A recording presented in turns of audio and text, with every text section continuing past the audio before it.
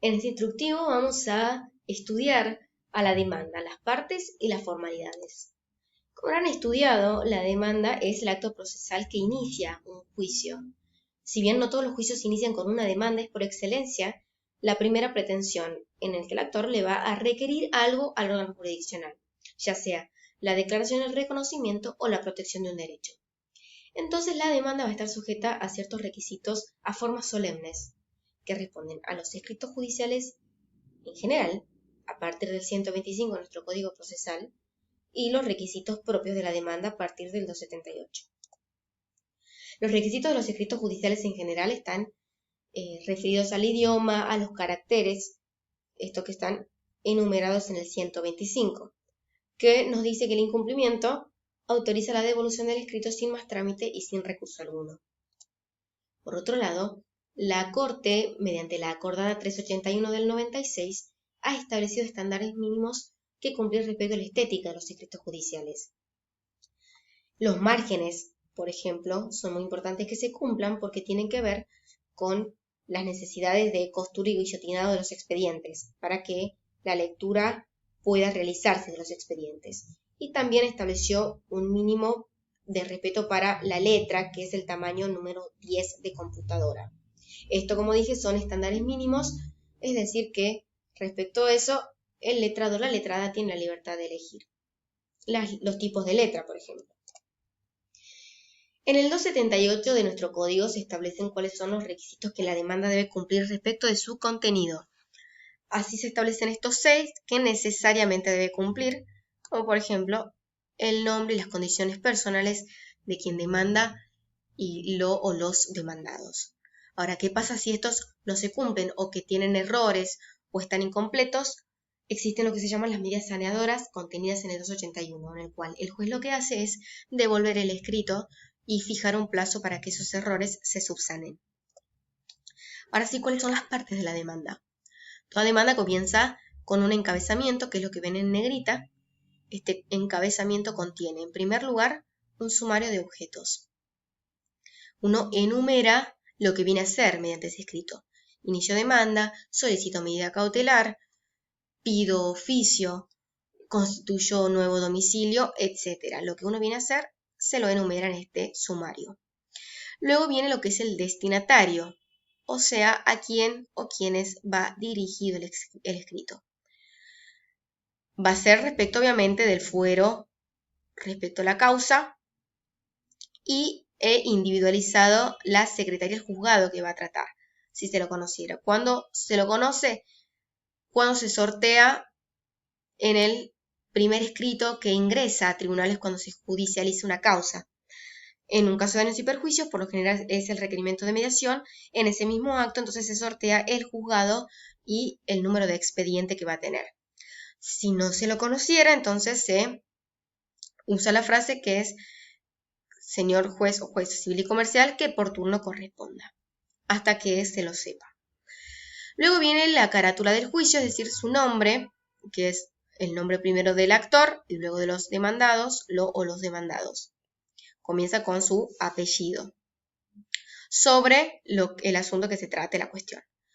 Y por último, el número de expedientes, también si se lo tuviera, y si no, se lo pone en el instante en que ingrese el escrito.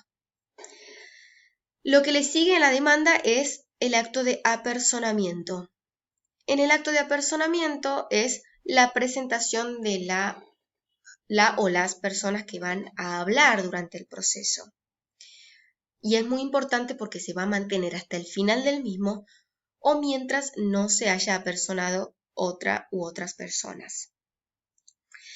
La ley 5233 nos dice que el ejercicio de la profesión del abogado o la abogada se hace de dos maneras, o como apoderado o como patrocinante. El abogado o la abogada apoderada es aquella que va a representar al cliente mediante un poder. Un poder es un instrumento solemne generado, otorgado por un escribano o una escribana pública. ¿Cómo se lo obtiene? Va el cliente con su abogado a un escribano o una escribana y le van a solicitar que se genere un poder que puede ser general para juicios, es decir, para que el abogado o la abogada lo represente en todos los asuntos jurídicos, o puede ser un poder especial que solamente para utilización de esta cuestión en particular. Si no tiene poder, entonces el abogado o la abogada actúa como patrocinante. Entonces, si el abogado o la abogada tiene este poder, quien se presenta va a ser el abogado o la abogada, que es este primer caso. ¿Ven? Se individualiza la matrícula, un domicilio real y un domicilio procesal. Si no tengo poder, entonces actúo como patrocinante y quien va a presentarse, quien se va a personar, es el cliente. El cliente que va a constituir también un domicilio real y un domicilio procesal. Es muy importante que se entienda esta diferencia porque esto va a determinar todo el lenguaje que se va a utilizar en la demanda. Lo que le sigue entonces es la personería. Y ojo con esta parte, porque la personería solo se incluye en la demanda si ustedes actúan como apoderados del cliente. ¿Por qué? Porque la personería es la acreditación de esa identificación. La acreditación de la representación del abogado o la abogada, en el cual se individualiza ese poder, ese carácter en el cual uno se apersona. Y se incluye una declaración jurada de que ese poder es legal y es vigente. Si ustedes actúan como patrocinantes, entonces esta personería no va incluida en el escrito y se pasa directamente al objeto. El objeto entonces es la individualización de la pretensión, es decir, lo que uno viene a hacer. Tiene que estar, como dice el 278, muy bien individualizado. En primer lugar, la pretensión, que es lo que viene a hacer promover demanda de daños y perjuicios.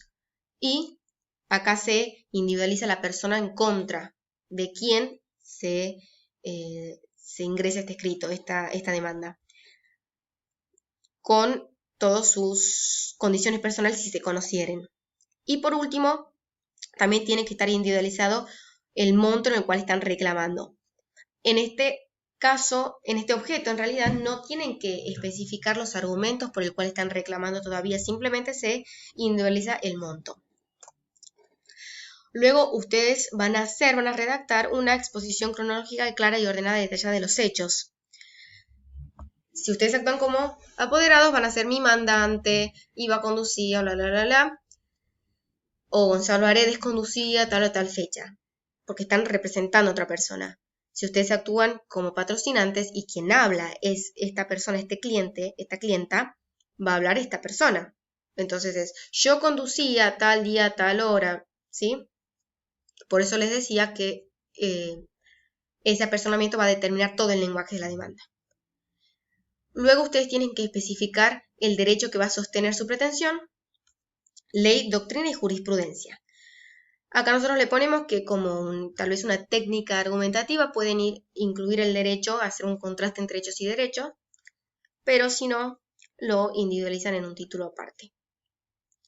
Lo que le sigue es una planilla de indemnización en el cual ustedes van a poner los rubros indemnizatorios, los que están reclamando, y en esta es la oportunidad para argumentar esto que habíamos dicho. Acá entonces ustedes van poniendo daño material, el monto que reclaman y su argumento fáctico y jurídico de por qué están reclamando ese monto. Preciso y justificado, ¿sí? Ahora, esta planilla es propia de un caso de daños y perjuicios, también es propia de un caso laboral, pero en los otros tipos de casos no se la incluye. Luego tienen que hacer una individualización de la prueba documental. Saben por procesal que esta es la única oportunidad que tienen para presentar la prueba documental, así que no pueden dejarla pasar. Individualizan la que tengan en su poder y si no la tienen en su poder la tienen que individualizar correctamente. ¿Qué significa eso?